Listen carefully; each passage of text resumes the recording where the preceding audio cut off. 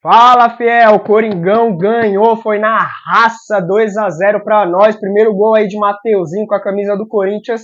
E o Yuri Alberto entrou e fez o que tinha que fazer, não perdeu quando teve a chance. E uma jogada top também que o Romero fez ali, mas infelizmente a bola bateu na mão do Romero e infelizmente o gol foi anulado, senão seria 3-0. E o Coringão vai forte para enfrentar o Flamengo, que seja a próxima vítima. E, graças a Deus, somamos mais pontos e ficamos ali um pouco mais confortável na Sul-Americana. Agora tem 2 jogos em casa e tem que valer o mando de campo, ir para cima e somar mais 6 pontos para se classificar bem. Vamos ver aqui o que eles analisaram da partida do Timão. Embalou de vez e a mídia reconheceu a força que o Corinthians vem ganhando nos últimos jogos. Vamos assistir o vídeo, se inscreva, deixe seu like se você gostou da vitória do Timão e para a gente fortalecer aqui também o nosso trabalho, vamos pro vídeo. E terminou, pessoal, terminou no Paraguai, Nacional 0, Corinthians 2, hein? Mas falar para vocês, o resultado foi melhor do que o rendimento, hein, galera? Corinthians não fez uma boa partida não, muito longe disso. Teve muita dificuldade na criação, praticamente não finalizava e sempre muito exposto também, galera. Tanto que o time paraguaio, se a gente for sincero aqui, tiveram as melhores chances do jogo, isso é fato. Quando o Carlos Miguel não salvou a lavoura como vem salvando ultimamente, foi a trave. E quando não foi a trave, foi a falta de pontaria dos caras também. Mas o Corinthians sentiu as ausências do Raniel e do Garro. Vamos usar essa desculpa, né? Até concordo. Mas sinceramente, pessoal, se os reservas do Corinthians não conseguirem ser melhores do que os titulares do Lanterna do Paraguaião e Lanterna do grupo da Sul-Americana, esses caras vão ser melhores do que quem? Vamos parar de passar pano também, né, pessoal? O Nacional é praticamente um time de firma. O time dos caras é horroroso. Se a gente fizer um catadão na internet aqui, é capaz de ganhar dos caras. Não dá pra encobrir os erros contra um time desse nível, cara. Mas tudo bem, venceu, ok, perfeito. E esse resultado acabou colocando o Corinthians na segunda posição do grupo e só depende dele para tornar-se líder novamente, já que ele ainda tem o confronto direto contra o Racing na última partida da fase de grupos da Sul-Americana. E pessoal, sabadão também tem o Flamengo no Rio de Janeiro, hein? Campeonato Brasileiro, bicho pegando. A questão que fica é a seguinte: será que o Corinthians vai derrubar o Tite? Fala, meu povo, começando mais uns 60 segundos do Benja, 2-0 Corinthians no Nacional do Paraguai, lá no Defensores del Chaco. Belo resultado pro Corinthians, mas o Benja, você não vai falar nada mais, só isso? Não, vou falar. Gente, futebol é isso. Quem não faz, toma. Primeiro tempo horroroso. Corinthians jogou bem? Não, Corinthians não jogou nada. Corinthians tomou sufoco atrás de sufoco do Nacional do Paraguai. E olha que esse time do Nacional é muito ruim, hein? Não é à toa que ele é o lanterninha do Campeonato Paraguai, mas o time é horroroso. E mesmo assim meteu sufoco no Corinthians. Carlos Miguel mais uma vez fechou o gol, pegou muito. Carlos Miguel vai ser difícil tirar ele aí do gol, aí. Vai ser muito difícil, jogou muito, muito, muito. E aí gente, aquela história, quem não faz, toma. Yuri Alberto fez 1-0, o Romero fez 2. Futebol é isso, é gol. Eu imaginei que ele fosse botar o Igor Coronado desde o início, né? Eu sei que ele estava voltando de lesão, mas eu fiquei com um cutuque ontem até de que ele pudesse fazer isso. Botar o Biro com o Paulinho e o Bidon. Paulinho abrindo o meio campo, o Bidon como um segundo volante, onde ele joga sempre bem. E o Bidon não faz um jogo ruim, é impressionante. Você pode pegar aí nos jogos em que o Corinthians teve dificuldades ou que o Corinthians foi bem. Inexplicavelmente, em determinado momento, ele foi para a reserva por conta do Fausto Vera. Inexplicavelmente. Porque o Bidon não joga mal. O Bidon pode não ter um brilho de um jogo, né, como contra o Fluminense, por exemplo, que ele jogou muita bola, mas ele pode não ter um brilho de destaque, mas ele sempre joga bem, sempre joga bem. A bola passa no pé dele e ele clareia as coisas ali no meio de campo do Corinthians. O Paulinho foi um cara mais de contenção, só que o Nacional atacou, hein? O Nacional atacou, o Nacional gerou desconforto, o Nacional chegou mais do que a gente imaginava. Eu não imaginava que o Corinthians fosse ser tão atacado para um time ruim. Mas, ó, ruim. A gente tem que falar, tá? O Corinthians, já falei na abertura que tá tudo certo, que o Corinthians fez o que tinha que fazer. Eu não vou minimizar o resultado, né? Não vou dizer, pô, mas também bateu em bêbado, não sei o quê, pô, venceu, mas jogou mal. Exploda-se. Exploda-se. E vou dar alguns exemplos comparativos aqui. Cansamos de falar, eu falo pelo menos, cansamos de falar que o Palmeiras, por exemplo, é um time que joga bem, ganha. Joga mais ou menos, ganha. Joga mal, também ganha. E o Palmeiras não está jogando um futebol vistoso, mas está resolvendo os seus jogos. Então, se a gente valoriza, a gente que eu quero falar, mídia, imprensa, crônica esportiva, né? Se a gente valoriza um Palmeiras que ganha uma baita vitória, tá? E outro nível de vitória, faço toda essa ressalva.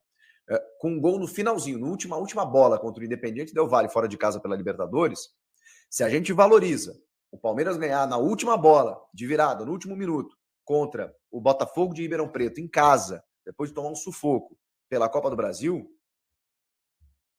mesmo sem jogar bem, então é o seguinte, a gente tem que se decidir. Ou a gente vai avaliar só desempenho ou só resultado. É claro que a gente tem que analisar os dois. É claro que nas vitórias também há lições. E nas derrotas, você também tira coisas positivas. Não falamos aqui, pelo menos eu falei, que o jogo contra o Fortaleza, ele foi um jogo que o Corinthians poderia muito bem ter ganhado e merecer ter ganhado, pela forma como jogou. O João Ricardo foi melhor em campo. E aí você, beleza, empata em 0-0, mas você tira lições positivas da evolução constante do time. Quando você empata em 0-0 com o Atlético Mineiro na arrancada do Campeonato Brasileiro, e você vê o que o Galo está fazendo na temporada, ganhando de todo mundo, você fala, caramba, trocamos garrafas, né? Você segurou mas o Corinthians teve um jogador a mais no segundo tempo. Tá bom, tinha que ganhar. Mas do outro lado tem um adversário poderoso, poderosíssimo. Então, não dá para tirar isso de contexto também. Hoje foi uma vitória em que você pensa, tá, ok, tem alguns ajustes. Como, por exemplo, a proteção da defesa. O Paulinho é um cara que vai sofrer se ele jogar na primeira função. É que o Ranieri é o cara ali, né? E aí você... o Paulinho, eu sou fãzaço do Paulinho. O Paulinho é um jogadoraço. E que, inclusive, termina o jogo mais numa linha avançada. Por quê? Porque estava sofrendo ali. O Nacional deu trabalho. E aí você vê a falta que faz o Ranieri.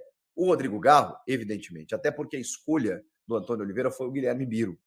E o Biro ele não está conseguindo virar a chave, né? O Biro não está conseguindo virar a chave do jogador promessa da base para a joia no profissional. Ele quando surge no ano passado, nas mãos do Luxemburgo, pouquinho antes dele ir para a seleção olímpica, e o Luxemburgo até fica puto porque já não dava mais tempo de pedir a desconvocação, porque ele queria que o Biro ficasse. O Biro joga 2 jogos antes de ir para a seleção e ele entra muito bem. E o Vanderlei, com todos os problemas que ele teve no Corinthians ano passado, ele tem o destaque de botar os jovens, né? Ele botou o Wesley, ele botou o Moscardo, ele botou o Murilo, o zagueiro, ele botou o Biro, e o Biro entrou bem em alguns jogos.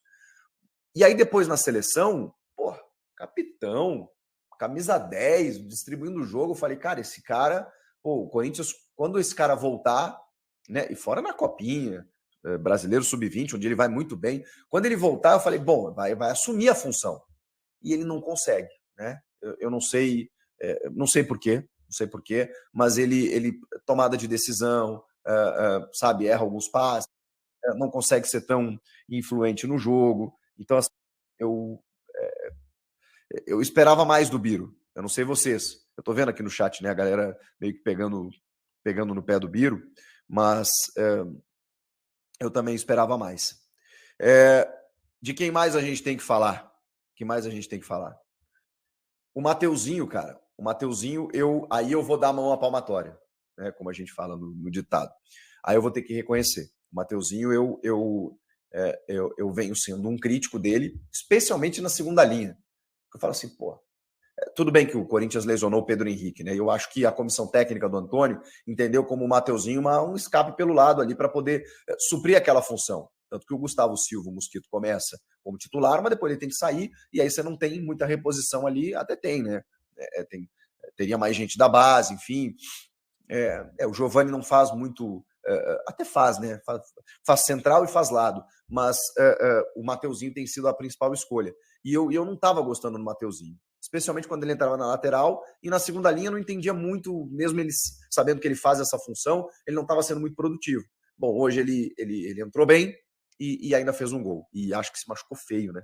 Acho que ele torceu o tornozelo e logo teve que sair do campo. É um moleque que eu já falei aqui, que é muito Corinthians, né? O cara fez uma força para jogar no Corinthians, então a gente tem que valorizar isso. Ele quis estar no clube, então tudo isso eu acho que atenua, né? Quando a gente vai fazer uma análise, normal ele sentir a pressão, se sentir um pouco nervoso, não está adaptado ainda, mas hoje ele foi muito bem. Então, assim, esse é um destaque positivo. Yuri Alberto fez o que tinha que fazer. Fez o que tinha que fazer. E aí, Antônio, eu sei que ele estava desfalcado, né? Mas não é simples o Romero de lado e o Yuri de 9? Porque o Antônio já deu umas inventadas aí, né? Mesmo com o Romero em campo, ele abriu o Yuri, eu falava, caramba, inverte isso aí, pô. O Romero não é 9, e o Romero estava jogando muito mal de 9. A bola passa muito pouco por ele. Então, pô, quando você abre o Romero, aí ele recebe o passe do Mateuzinho e... Não, e o cruzamento foi um passe, né? Ele tira do zagueiro que está na marcação.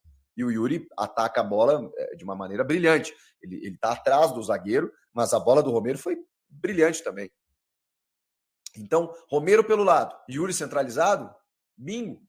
Fazer o simples, gente. Tá tudo certo. E o Wesley, né, de novo tentando muito pelo lado esquerdo.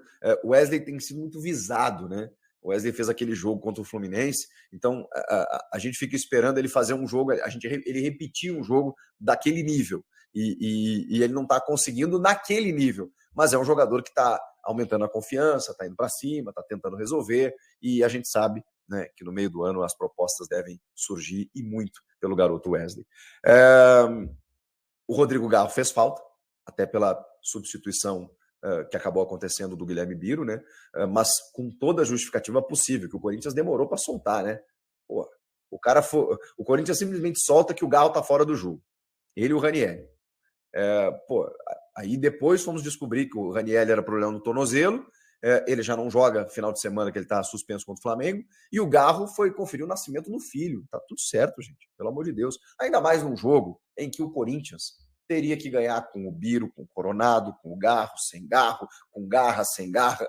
Teria que ganhar de qualquer jeito. Então, beleza, Garro, vai lá, né? E mesmo se não fosse, né? Mesmo se fosse um derby, aqui estou falando como pai, né? Não dá para perder um momento como esse, que é único na vida de qualquer ser humano.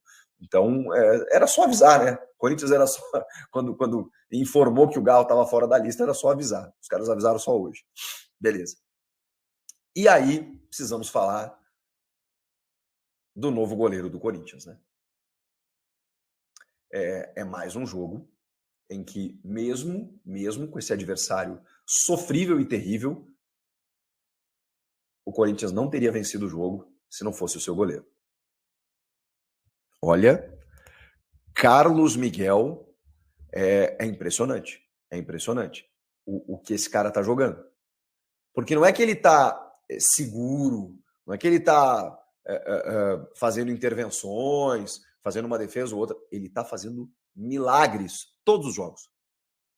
Ele está fazendo defesas plasticamente lindas, difíceis. Uma que vai no chão, a outra que queima a roupa, a outra que é em cima no alto, numa pancada. Olha, Carlos Miguel é o goleiro. É o goleiro.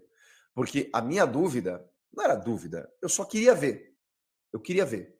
O Cássio até falou sobre isso numa entrevista recente, acho até que ele foi mal interpretado, mas ele disse assim, é muito diferente você ser o goleiro 1 e o goleiro 2 do Corinthians. Porque o goleiro 2, ele vai entrar, vai fazer um jogo, ele vai voltar para a reserva. É diferente de você assumir e dizer, ó, essa camisa 1 é minha, eu sou dono dessa posição e eu vou fechar o gol. É muito diferente. Ainda mais com essa bucha de substituir um cara como o Cássio. Porque não é fácil. Não é fácil para o clube aceitar isso. Gente, o clube só conseguiu fazer essa transição agora de uma maneira completamente forçada por conta de um pedido de socorro do seu goleiro. O Cássio estava desesperado. É óbvio que ele não está feliz com a reserva. É óbvio. É óbvio que isso vai ter impacto ali na frente. Isso é claro. Agora, o clube só conseguiu fazer isso porque o cara estava falhando jogo sim, jogo também, não só por culpa dele, eu já falei sobre isso. Acho que ele acabava sendo muito exposto e aí não estava numa fase técnica boa, como todo mundo enfrenta. E o clube não tinha coragem de tirar o Cássio. Só conseguiu depois do cara implorar, pelo amor de Deus, me preserva um pouquinho, que tá osso. E aí ele tava manchando a idolatria dele, a história dele como o maior ídolo, se não o maior, porque idolatria eu acho muito particular, né? Então eu nunca vou determinar, esse é o maior, esse não é. Isso depende de cada um. Mas para muitos, para a maioria, eu acho que o Cássio é o maior ídolo da história do Corinthians. Se não é o maior jogador, se não é o maior goleiro, e se não é top 3, né, top 2. Fiel, vitória do Coringão. Primeiro tempo foi difícil de assistir, mas no segundo tempo deu uma melhorada.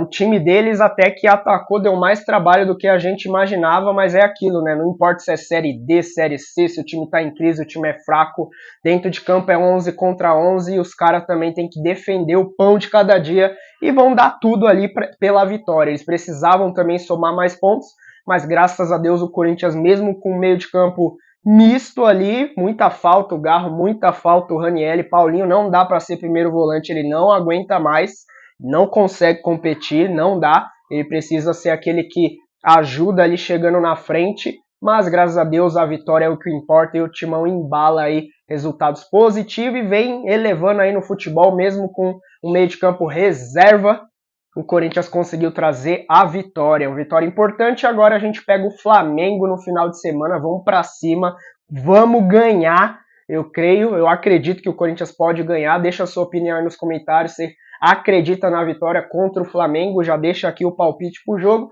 e obrigado aí cada um que assistiu, se inscreva no canal, deixa o seu like também, até o próximo vídeo, valeu!